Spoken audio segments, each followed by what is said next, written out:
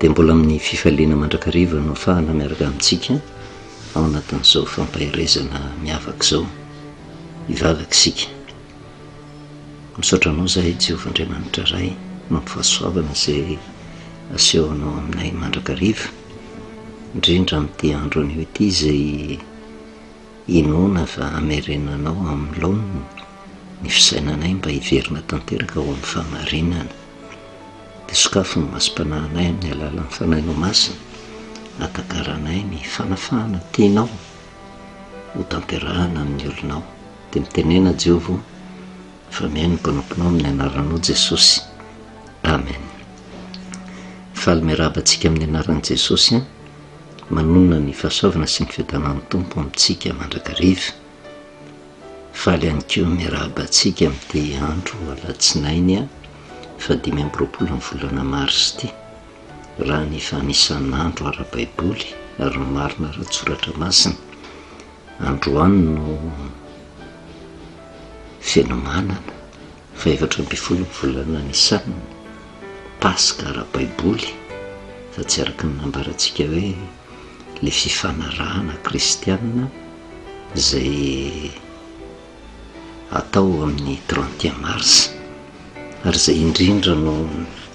mahatonga antsika mitondra an'izao fampahirezana manokana izao, mba hatonga antsika hatakatra ny hevitr'Andriamanitra tiany hampitaina, satria misy tantara ny Paska tao amin'ny tantarany zanak'Israely. Ary tamin'ny vanim-potoana io no nanomezan'Andriamanitra ny volana voalohany, ny taona voalohany, satria baby tao amin'ny tany Egipta ny zanak'Israely tamin'izany vanim-potoana izany, vokatry ny fiodinany tamin'i Jehovah 700 taona, tsy nahatsapa intsony na olom-bo fidy azy, na nadino an'i Jehovah ny dikany, na nadino ny fahamarinana ny tenin'Andriamanitra. Mpalay fisaraintsaina amin'izany hoe olona malala an'i Jehovah kanefa nanadino azy. Ary mety mieritreritra isika hoe 700 taona normal ve zany nanadino an'i Jehovah? Fa raha mitodika amin'ny tenantsika, indrindra isika kristianina amin'izao vanim-potoana izao, manoloana ny fahamarinana mahakasika ny Paska. Firy taona ny nanadinoantsika ny fahamarinana, satria araka ny fantatry ny ankamaroan'ny kristianina rehetra dia ny Paska dia fahatsiarovana ny fitsanganan'i Jesosy izay diso ara-tsoratra masina mihitsy. Izany rehetrarehetra izany raha mijerintsika ny Exodosy 12 izay fa vealarintsika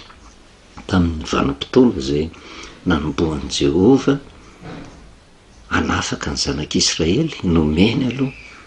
le taona ara-baiboly, taona voalohany, dia nomeny koa ilay volana voalohany izay mitomboka tamin'ny voaloham-bolana izay nazavaintsika teto hoe ao anatin'ilay maizim-bolana, satria ny fanisan'andro ara-baiboly dia manaraka ny fiodin'ny volana, ary ny fitombohan'ny volana dia ao anatin'ny maizim-bolana. Dia izao ny soramandry ao amin'ny Exodosy 12 mba hamerenana antsika ao amin'ny laoniny hoe ny Paska sy ny loza folo izay nahafaty ny lamatoa rehetra teo Egipta. Ny Paska sy ny loza folo izay nahafaty ny lamatoa rehetra tao Egipta. Izany hoe vao miresaka Paska zany dia miresaka tena fahafatesana, satria amin'io 14 volana Nisanina dia ny zanak'ondry tsy misy kilema no novonoina. Ary nitsindriny Paoly mazava tsara zany any amin'ny Korintianina voalohany 5 dia ny 7 tapany farany fa voavono Kristy Paska ho antsika. Izany hoe ny zanak'Israely 700 taona nanadino an'i Jehovah, fa rehefa tena dinihantsika kristianina izay nankalaza ny Paska, fitsanganan'i Jesosy, nanadino ny fahamarinan'ny tenin'Andriamanitra amina rivo-taonany mihitsy, mihoatra lavitra noho ny zanak'Israely azy. Kanefa 700 taona ny zanak'Israely nanadino an'i Jehovah, nanadino ny fahamarinan'ny tenin'Andriamanitra, tonga tamin'ny fahoriana. Ary ilay fahoriana ny anjady taminy dia vokatry ny fanadinoana an'i Jehovah, fitoerana ao anatin'ny aizim-pahotana tanteraka tsy natsapa-tsony ny famarina ny tenin'andriamanitra na mpitondra faisana azy. Tsika nefa amina rivotaonany inona moa ny loza tsy efa nandalo fampieritreretan'andriamanitra tamin'ny olona mba tonga ny olona hiverina ao amin'ny famarinana, satria rehefa tonga tamin'ny zanak'Israely ny loza dia natsiaro nitodika tamin'andriamanitra izy, dia ny vahaolana nomen'andriamanitra dia ny Pasika izay nihevitra finosany dia ny fahafatesan'ilay zanak'ondry tsy misy kilema na ny fahafatesan'i Jesosy Kristy. Kanefa ho antsika kristianina dia lasa nydingantsika izay fahafatesan'i Jesosy Kristy izay, le antoka nandraisany ty zao tontolo zao ty famonjena, ohatrany tsy tafalatsaka ao anatin'ny fon'ny olona, dia lasa nitsindrina le fitsanganan'i Jesosy. Rehefa tena dinihana tsaroako ny tenin'ny Flora Tsiraka tamin'izany vanim-potoana izany, ary azoko antoka mihitsy fa olona nandinika soratra masina koa izy. Tsotra ny fiteniny, ny olona rehetra ozy te hiditra ho any an-danitra fa tsy manaiky ho faty, dia torak'izany koa le fitsanganan'i Jesosy indraindrainy,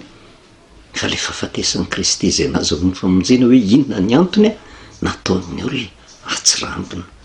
Ary zany indrindra no mahatonga antsika mitondra n'izao fampahirezana izao tahaka ny zanak'Israely, mitondra azy niverina ao amin'ny famarinan'i Jehova mba hatonga ny zanak'Israely hanaiky ny famarinan'ny tenin'Andriamanitra. Nomen'Andriamanitra antsika koa ty Pasika ty mba hamerenana antsika amloany, mba hanao ho zava-dehibe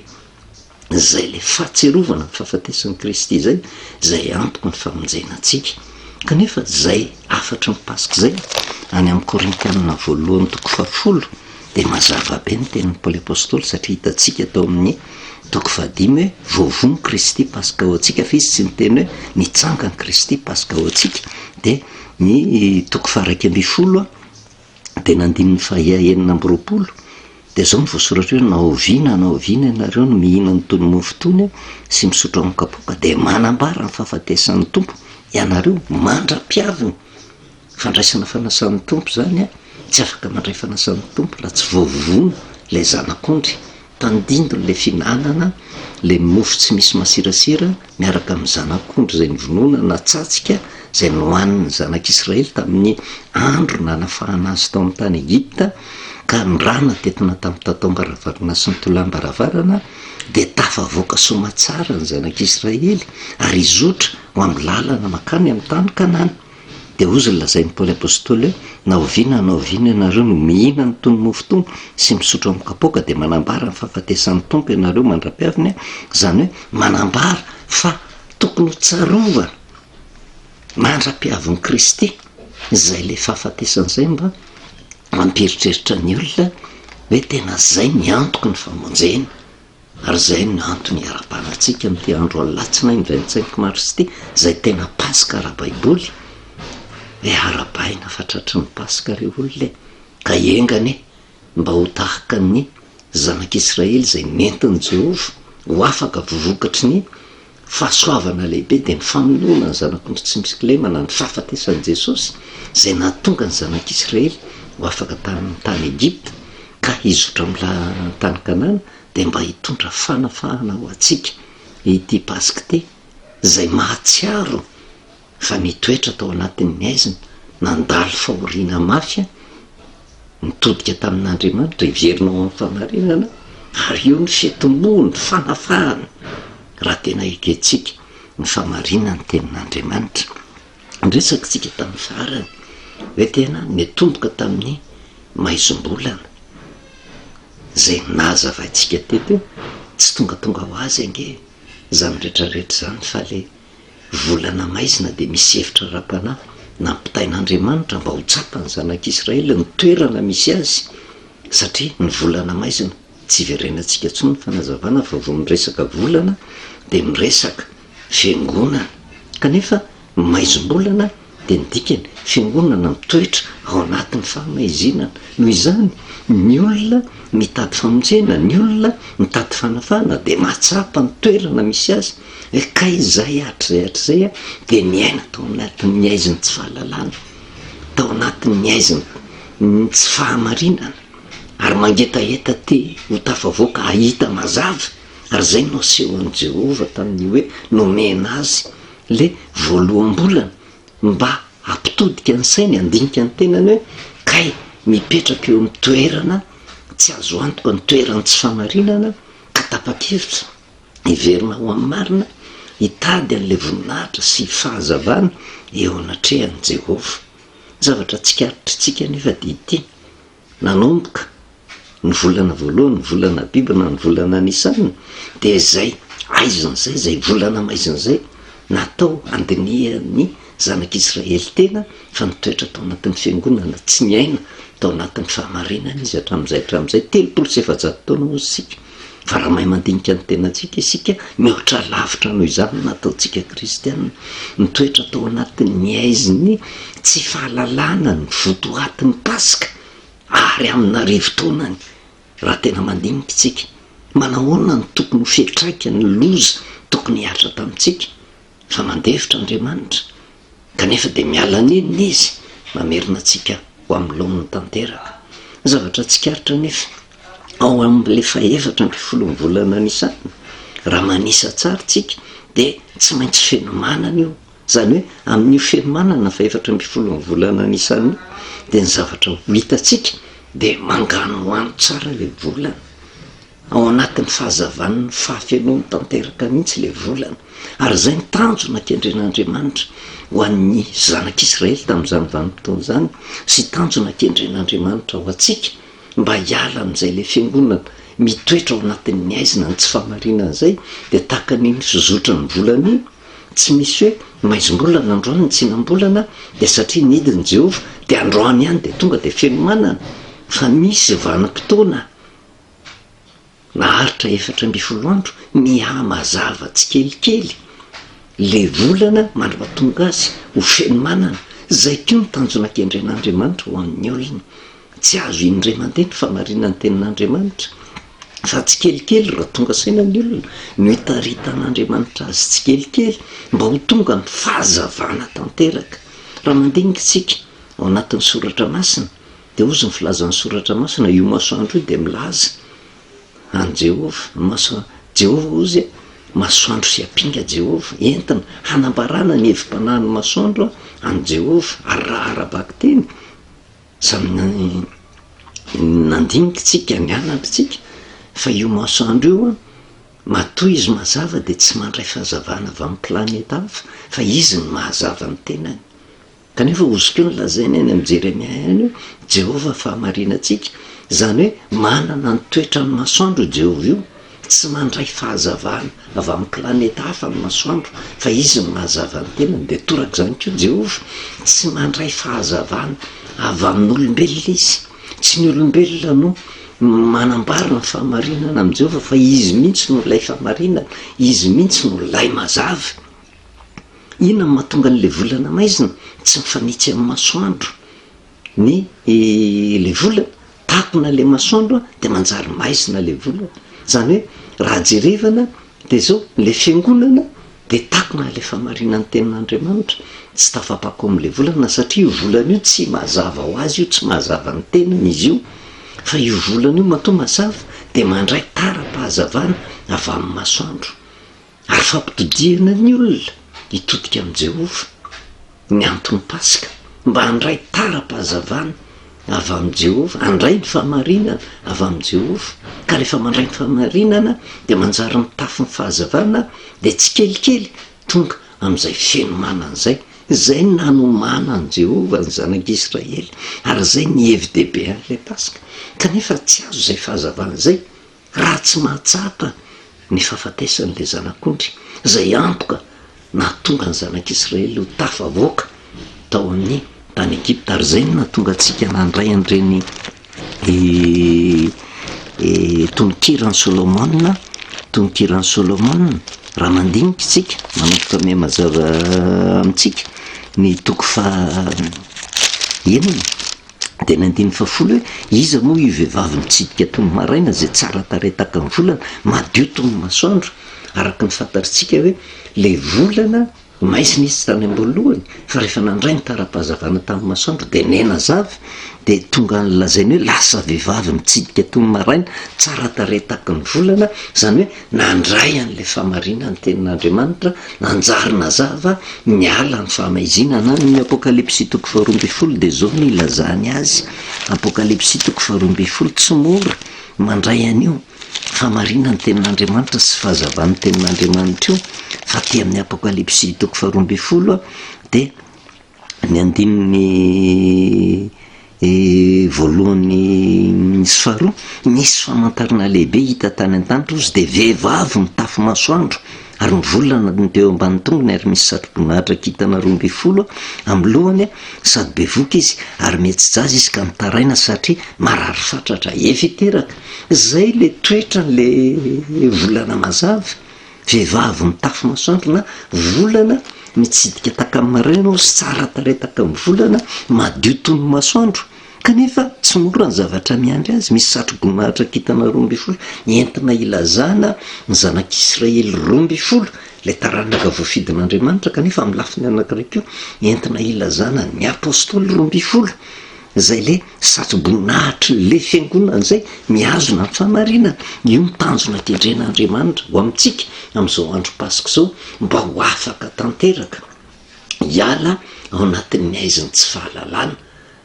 ary tanjona kendren'andriamanitra de le Isaia 9 hoe indro ny aizina manarona ny tany ary ny aizim-pito manarona ny firenena fa aminao kosa ozy ny mpisahan'i Jehovah ary aminao misy ony voninahiny na de ao raha le fitoeranao anatin'ny aizina tsy nandrenga an'andriamanitra fa mbola mampanantena voninahitra raha manaiky izotra taka ny lalan'ny volana io hoe nanomboka tary amin'ny maizim-bolana de tonga tamin'le volana mazava ary rehefa tonga tao amin'le faratapony'le fahazavan'le volana de tafavoaka ny zanak'Israely de hitondra antsika ho amin'ny fanafahany io andriamanitra io fa ny olona manahoana moa no ho tafavoaka amin'izay eo amin'ny tany Egipta raha zay ny jerevana de voalohany indrindra de ny olona nahatsapa aloha voalohany indrindra fa ny toetra tao anatin'ny aizina izy mitondra fahoriana izy ary nangataka ny famondrampon'andriamanitra de nanome vaholan'andriamanitra de tsy misy azon'andriamanitra natao afa-tsy ny le zanak'ondry tsy misy kilema zay novonoina tany amin'ny testamenta taloha fa aty amin'ny testamenta vaovao sy amin'ny androntsika zay zanak'ondry tsy misy kilema zay novonoina zay de tandindon'i Jesosy maty teo amin'ny hazo fijaliana nitondra famonjena ho an'ity zao tontolo zao ty mba haneken'ny olona isaintsainan'ny olona zay le pasika zay andro lehibe tsy fanadino ka le pasika tsy vitany fotsiny hoe famonoana ny zanak'ondry notsarovana ao anatin'ny pasika fa fahatsiarovana ihany koa reo loza niasa tamin'ny zanak'Israely fa taty aoriana kely raha mandinika amin'ny bokin'ny Exodosy tsika tsy tonga de nafahana ny zanak'Israely fa natao n'andriamanitra ho fitaovana koa mba hanambarana ny fahamarinana tamin'ny Egipta ka tamin'ny vanim-potoana nandrenesana ny afatra nandrenesan'ny Farao sy ny Egipta ny afatra avy amin'andriamanitra mba hinondro fa tokana io andriamanitra io de nandahan'andriamanitra mandrakariva ny tao amin'ny tany Egipta ary ny zanak'Israely mbola tsy tafala tao fa navelan'andriamanitra ahita miloza mianjady amin'ny Egipta zay mini manda ny tenin'andriamanitra loza folo ny sisy no nitranga tao amin'ny tany Egipta ary vavolombelona nanatry maso an'izany ny zanak'Israely mba hisaintsainany mba ho tsapany rehefa tafavoaka teo hoe tandremindrery zanak'Israely amin'izao sisy zao hoe fa nifandavana ny tenin'andriamanitra de mampitondra faisana mitondra loza de inona ny zavatra mitranga mihoatra lavitra no ny fahoriana ny anjady tamin'ny zanak'Israely ny fahoriana ny anjady tamin'ny Egiptiana loza folo ny sesisesy ary ny fiafarany de nanjary nisy famonoana ny zanako ny lamatoa rehetra tao amin'ny tany Egipta tamin'izay vanim-potoana zay satria mafy Farao de jerevo tsara nkeo amin'ny Exodosy 12 hoe ny faratapony loza ary tsy nijanona teo ihany le loza fa tao anatin'izay ary izy mbola niodina ihany farany ringana tany amin'ny ranomasina mena nanenjika ny zanak'Israely ny andiny fatelopolo amin'ny exodosy toko faharoambifolo ary ny fora mbola alina faraozy dia izy sy ny mpanompony rehetra ary ny egiptianina rehetra fa nisy fidradradradrana mafy tany Egipta ozy satria tsy nisy trano zay tsy nahafatesany vokatry ny fandavana ny tenin'Andriamanitra amin'izay ary vavolombelona nanatry maso ny fahoriana ny ainana tamin'izany ny zanak'Israely izy no mitondra fahoriana voalohany fa rehefa niverina tamin'i Jehovah dia nanjary narovan'Andriamanitra tsy mbola nitsoahany Jehovah niala tao amin'ny tany Egipta zay tandinon'izao tontolo izao fa nahavelan'Andriamanitra ho vavolombelona ny loza niasa tamin'ny Egiptianina zay nini nandà ny famarinany tenin'Andriamanitra. Rehefa tena jerevantsika amin'izao vanim-potoana izao isika kristianina mihitsy mitady anana ny toetran'ny Egiptianina mini mandà famarinany tenin'Andriamanitra loza amina tambo no miandry eo anatrehan'izay rehetra izay kanefa ny famelan'Andriamanitra ny zanak'Israely ho vavolombelona nanatry maso ny fahoriana ny anjady tamin'ny Egiptianina mba hisintomany lesona amin'ny manaraka hoe aoka re andeha amin'ny famarinany tenin'Andriamanitra tsy hanovanova ny famarinany tenin'Andriamanitra ka mba ho isan'le volana fenomanana volana mazava volana mitafy masoandro afengonana miazona ny famarinany tenin'Andriamanitra zay ihany ny lalam-pivoahana ahafahana amin'ny tany Egipta ahafahan'Andriamanitra maneho ny voninahiny amin'ny olona isambatan'olona ary zay ny mampiavaka n'ity pasika ity pasika famindram-po pasika tokony hitondra fandrehetena pasika tokony hisintoman'ny olona lesona andraisan'ny fanapahan-kevitra miala amin'ny tsy fankatoavana an'Andriamanitra fa manomboka manaiky ny famarinany tenin'Andriamanitra ilay Andriamanitra tsy miova ho maly sy anio ary mandrakizay noho izany ny famarinana an'Andriamanitra koa tsy miova ho maly sy anio ary mandrakizay mba tsy hanao taka ny Egiptianina hoe 370 taona nanadiny ny famarinany tenin'Andriamanitra fa mihoatra lavitra noho izany tsika amina rivo taonany nanadiny ny famarinana mahakasika ny pasika zay tena fitaovana na fomba nitaritan'Andriamanitra ny zanak'Israely ho afaka ary zay ny ivavahana amin'Andriamanitra mba ho afaka isika mba ho afaka ny firenena ary io zavatra niatra tamin'ny zanak'Israely io dia niatra tamintsika raha mandray tsika zao ny Lioka toko 7:12 Lioka toko 7:12 dia ny andininy voalohany Lioka toko 7:12 ny andiny voalohany ka hatramin'ny fahenina ary tamin'izany andro zany ozy nisy ny sasany teo zay nanambara tamin'i Jesosy ny nanjony Galileana zay naharoaroan'ny Pilato tamin'ny fanatiny ny rano fa Jesosy namalika nanao taminy hoe ataonareo va fa ireny Galileana ireny ozy no mpanota mihoatra noho ny Galileana rehetra satria nozoiny zany zavatra zany izy tsy ho izao aminareo fa raha tsy mibebaka ianareo dia ho ringana tahaka azy koa ianareo rehetra ary reny 12 ireny zay nianjaran'ny tilikambo tao Siloama ka maty ataonareo va fa mpanota mihoatra noho ny olona rehetra zay monina eo Jerosalema ireny tsy ho izao aminareo izy fa raha tsy mibebaka ianareo dia ho ringana tahaka azy koa ianareo. Ino moa ny ifandraisan'izany amin'ny tantara zay niraisitsika fa vavolombelona nanatry maso loza niatra tamin'ny Egipta ny zanak'Israely dia navoaka n'Andriamanitra teo rehefa tapa-kevitra anaiky ny famarinany tenin'Andriamanitra mba hisintona lesona ndrao dia ny zavatra niatra tamin'ny Egiptianina koa hiatra amin'ny zanak'Israely raha toka tsy manaiky ny famarinany tenin'Andriamanitra izy fa reto olona niresaka tamin'i Jesosy reto tsy Jesosy no nitantara tamin'ny loza fa reto olona reto no nitantara tamin'i Jesosy ny loza hoe mety nieritreritra izy hoe anka tena ringana le olona mety nivokatry ny fahotany nivokatry ny anina dia akory zay maty noharoaroan'ny Pilato tamin'ny fanatiny ny rany ny sasany mety diso noharo nianjeran'ny tilikambo fa tsotra ny valiteny nataon'i Jesosy fa volombelona reto olona reto nahita ny loza niasa tamin'ny Galileana tamin'ilay nianjeran'ny tilikambo fa niafatra ny tenen'i Jesosy tsy niteny mihitsy Jesosy hoe reny olona reny ange mpanota tsy nitenen'izany izy fa hitanareo reny fa raha tsy mibebaka ianareo ndikany raha tsy miverina ny famarina mihoatra lavitra noho ireny ny zavatra hiatra aminareo mifandringanana anjoanareo ary mampieritreritra ny andin'ny fahenina ka hatramin'ny fahasivy ary nanao ty fanoharan'ity izy hoe nisy olona nanana viavina ambolena teo tanim-bolobony dia nakeo izy nitady votaminy fa tsy nahita dia hoy izy tamin'ny mpamboatra ny tanymboaloboka indro efa 3 taona zay no tonga ny tady votan'ity avyavy ity fa tsy nahita kapao io nahoana io manimba ny tany fa ny mpamboatra namalika nanao tamin'ny hoe tompoko avy alao ihany izy amin'ity taona ity mandra-piadiko manodidina azy ka asiako zezika angamba mbola amoa izy fa raha tsy zany de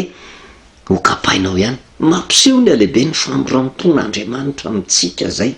satria na inona fomba ilazantsika azy vavolombelona ny loza mitranga teto am'izao tontolo zao tsika rehetrarehetra samy mitaintaina ary tena hitatsika tamin'ny vanim-potoana natongavan'ny loza tamin'ny andro pasika sy ny voahan'ny zanak'Israely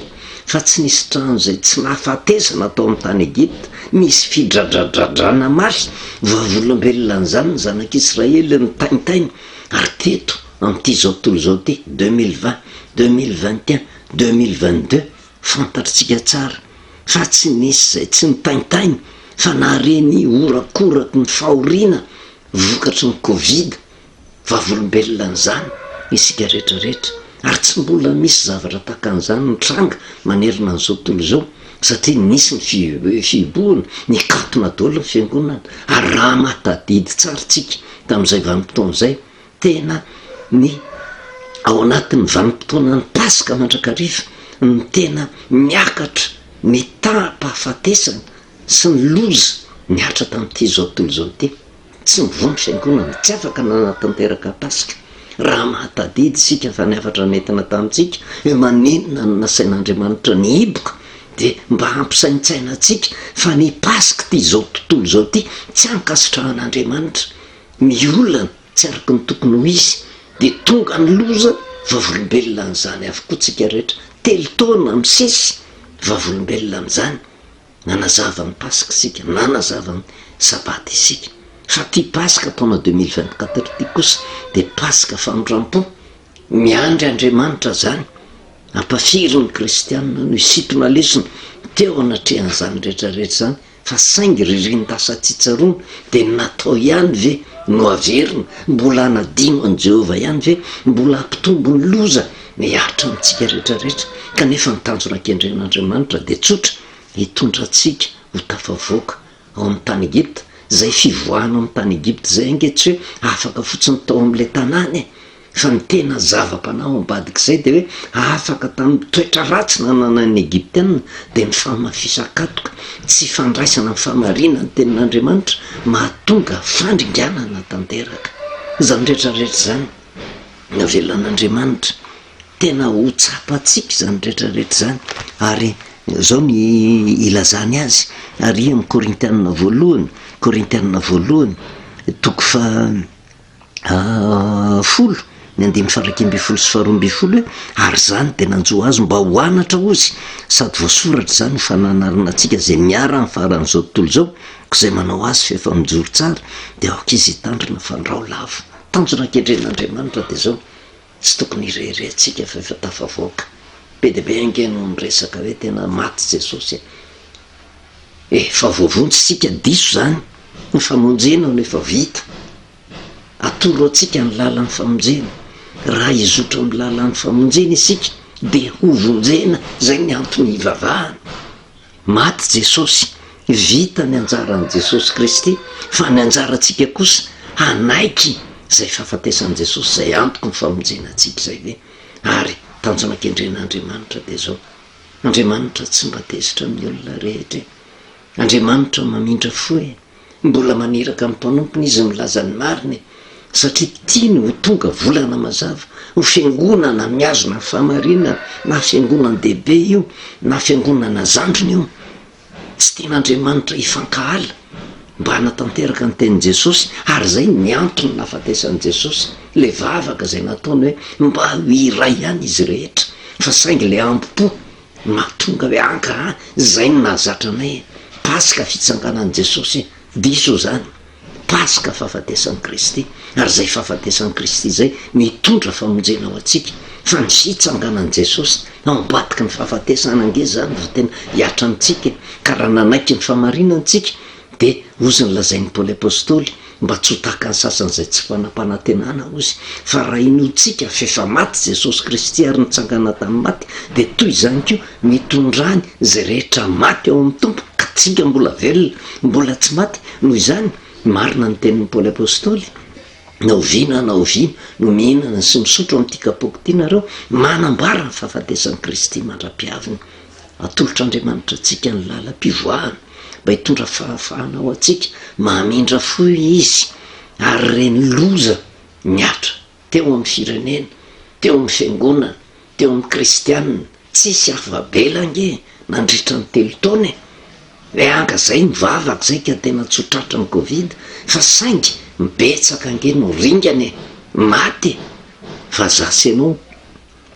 zay mandre zao afatra zao velonaina somatsara de ozy ny lazain'i Jesosy sao de ataonareo fa reny ny mpanota mihoatra noho sasany reny ringany reny fa raha tsy mibebaka sika ozy de ho ringana taka azy avokoa kanefa tsy afaka mitsaritsika satria maty tao anatin'ny loza reny olona reny no miotany tsy Andriamanitra no mahafantatra an'izany fa mientina hampieritreretana antsika hoe mba nainy sitona lesona ve tsika sa tsy sitona lesona fa mbola hitoetra ao anatin'ny fahazaran-dratsy fa ny zanak'Israely ange tafavoaka tao amin'ny tany Egypta ihany tsy hoe tena tonga izy de tonga tany amin'ny tany Kanany fa nanadino indray izy niverina lefa ho tana mafaty de nimononmonina rehefa tafavoaka tao amin'ny tany Egypta de nilazan'ny Korintiana fafolo azy na de tafavoaka tao ary na de niampitany ranomasina mena azy satria tao amin'ny fiampitanany ranomasina mena mbola nisy loza tsiromatany nanjo ihany ny Egyptiana satria ringana tao amin'ny ranomasina mena izy fa tafavoaka ny zanak'Israely fa tonga tany amin'ny tany Kanana ve izy zay tandindony ny famonjena ataon'Andriamanitra de ozy ny lazainy hoe nefa ny akabeazana ozy ny Korintiana voalohany toko fafolo ny 15 nefa ny akabeazana tsy sitraka Andriamanitra na ringa ny tany anefitra de mitombona le teny Jesosy raha tsy mibebaka sika de ho ringana tahaka azy avokoa ka zay manao ny tenany fefamijoro ozy de aoka izy hitandrina fandro lava aza mirehare hoe satria ianao namindrana fo satria ianao mbola velonaina satria ianao mbola afaka mitandrina amin'ny Pasika de tsy ova amin'ny foto-kevi-diso nananatsika fa saosana tri io ny zavatra hiatra amintsika ho ringana tahaka azy keo ary zany rehetra zany ozy Paoly apôstôly nanjo azy mba ho anatra sady voasoratra zany ho fananarana atsika zay niaran'ny faran'izao tontolo zao de matoko sy meno fa samy isaintsaina avokoa tsika rehetrarehetra satria famonjen'Andriamanitra nge tsy ho atsika fotsiny ny famonjen'Andriamanitra koa de ho an'ny tsy mahalala raha tonga sainany tsy mahalala ny famonjen'Andriamanitra de ho an'ny ty firenetsika ity ty Pasika taona 2024 ty de Pasika tsy mitovy amin'izay 3 taona lasa zay Andriamanitra mandefitra tsisy loza goavana be tahaka an'izany tsony marina fa tsy maintsy misy ihany hoe tena fahoriana tsy kelikely hita miandalana eny loza tsy kelikely fa tsy ho mafy tahaka an'izay 3 taona nandalovan'izay fa mbola miala nen'Andriamanitra miandry antsika hoe anaiky ho volana mazava ve anaiky le famarinana le Pasika tamin'ity taona ity fa 5 ny volana Marsa ary ny Pasika tsy mety ho andro ray isa-taona izy io fa 4 ny volana nisan'ny latsinainy isy tamin'ity tena Pasika Jehova Pasika fanafahana fa fahatserovana zavatra anankitelo nataon'Andriamanitra de aoka isaintsaina amin'izany atsika ny zavatra anankitelo loza mianjady zay mitondra fisainana entina mandiny teny fahafatesan'le zanak'ondry tsy misy kilemaka raha mandray an'io tsika de ho vonjena ary ny zavatra fahatelo fanafahan'Andriamanitra tafavoaka ao amin'ny tany Egypta mba ho tanteraka amintsika ane zany rehetrarehetra zany amin'ity Pasika miavaka ty Pasika famoram-po sao sanatrian'izany reo olona ka manao mafotsika eotra lavitra noho izay zavatra mitrango zay ny loza enjady amintsika ary Andriamanitra rehefa mamela izy ny kristianina no siny voalohany indrindra ka mba tsy ho ringantsika fa tena iondrika ao anatin'ny soratra masina anaiky ny soratra masina mba Pasika fanafahana atsika ao anatin'ny aizany tsy fahalalana ka hitondra fiadanam-po atsika mandritry ny miandrom-pena atsika tsy hoe azo antoka fotsiny famonjena ratra zay fa na de ny fiainantsika ranofary afaka miditra tsehitr'andriamanitra nge mba hitondra fifaliana ho atsika tsiraray avy de mahereza re ry zanak'andriamanitra rehetra miondreo anatin'ny soratra masina fa mahamindra fo io andriamanitra ivavahantsika io voninahitro an'andriamanitra reriany a vavatsika jehovahandriamanitra ray io misaotra satria tena raisinao tahaka ny zanaka nateraka izahay tsy mba hitsitsinao fitenenany satria tsy sitrakao ny andringana tsy sitrakao ny isiny lozo eo ny fiainanay de hitondra fanafahana ho anay ianao ary efa mampananteny ianao araka ny teny fikasana izay nomenao hoe aminao ny mpisahan Jehova ary aminao no misy onivoninahy mba ho tafalatsaka lalina ao anatin'ny fonay zany tompo ampiova hevitra anay indrindra ho an'ny fiangonana kristianina rehetra mba tsy hamandalitra ny olona ka hampanantena zavatra pokaty fa mba hitona ny olona hafantatra an' Jesosy izay maty mba hitondra famonjena ho anay de matoko sy mena fa hijery ny sambatan'olona ianao amindra fo ny fiangonana ianao indrindra miainao anatin'ny firenena malagasy izay de amindra fo amin'ity firenena ity ianao satria famarinany teninao tsy nataonao fotsiny ho an'ny olona mivavaka any am-piangonana fa nataonao koa ho an'ny mpitondra rehetra na ranofina ra-panahy de mba hanatahotra anao anaiky ny famarinany teninao andeha marina mandrakarifa mba hiadana ny olonao de misaotra ray ny anaranao Jesosy amen. Anao velomantsika amin'ny anaran'i Jesosy manonona ny fahasoavana sy ny fiadanana amintsika mandrakariva de mirary pasika fanavotana feno famotram-po fanafahana ho atsika isan-katan'olona.